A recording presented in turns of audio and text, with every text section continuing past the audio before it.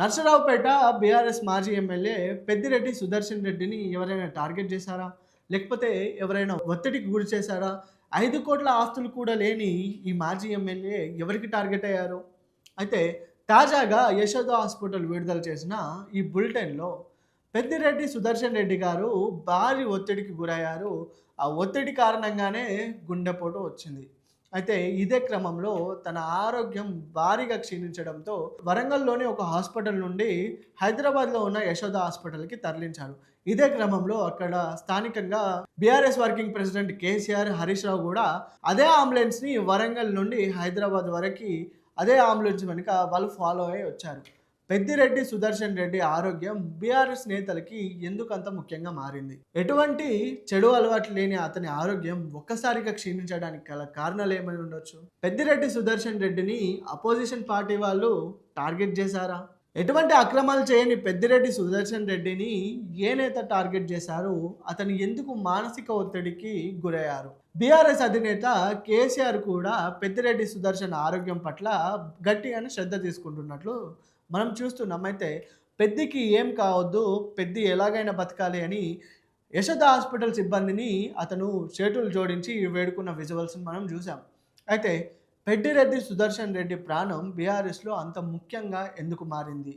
అయితే దీనికి సంబంధించి కాంగ్రెస్ అధికారంలోకి వచ్చిన తర్వాత బీఆర్ఎస్ ఇద్దరు ఎమ్మెల్యేలను కోల్పోయింది.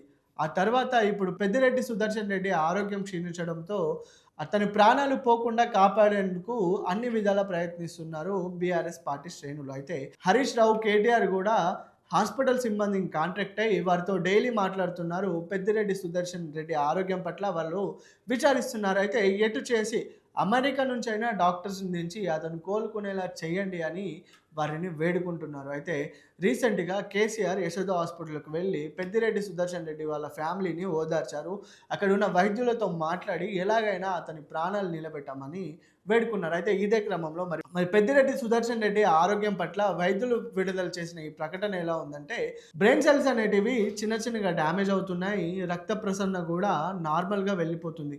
అయితే వెంటిలేటర్ పై ఉన్న పెద్దిరెడ్డి సుదర్శన్ రెడ్డిని బీఆర్ఎస్ నేతలు, ప్రముఖులు కూడా వెళ్లి చూస్తున్నారు. అయితే మరి వైద్యులు తెలిపిన వివరాల ప్రకారం వెంటిలేటర్ పై ఉన్న పెద్దిరెడ్డి సుదర్శన్ రెడ్డి తన బ్రెయిన్‌లో ఉన్న రక్త ప్రసరణ అనేది నార్మల్‌గా వెళ్తుంది. అయితే ఇది క్షీణించే అవకాశాలు ఎక్కువగా కనిపిస్తున్నాయి.